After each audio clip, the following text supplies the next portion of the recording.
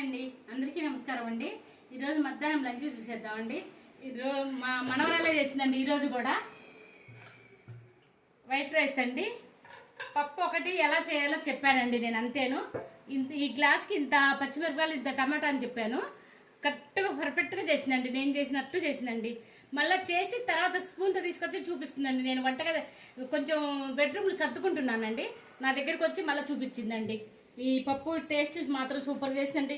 వాళ్ళ తాతయ్యకి పచ్చిమిరపకాయలు టమాటా పప్పు అంటే చాలా ఇష్టం అండి, అది చేసిందండి మా మనవరాలు. ఉల్లిపాయ కూర వాళ్ళ అమ్మ చేస్తుంటే చూసిందంట అండి ఒకరోజు. మా అమ్మ చేస్తుంది ఈ ఉల్లిపాయ కూర, నేను ఒకరోజు చూసి చేశాను. మా అమ్మ బాగా చేశాను, నేను మళ్ళీ చేస్తానంటే సరే చేయమ్మా అని చెప్పా. చేసిందండి ఉల్లిపాయ పులుసు, చాలా టేస్టీగా బాగా కుదిరిందండి. ఇది కూడా బంగాళదుంప ఫ్రై కూడా ఆమె చేసుకుందండి. 2 బంగాళదుంపలు కట్ చేసుకుని ఫ్రై చేసింది. నిన్నటిది పచ్చడి అండి,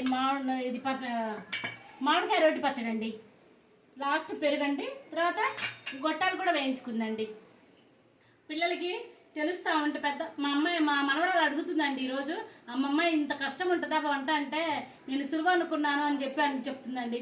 ఆ అమ్మాయి నన్ను అర్థం చేసుకుని వచ్చి చేయటం చూడండి, చాలా సంతోషంగా అనిపిస్తుంది. నచ్చితే మాత్రం లైక్ చేయండి.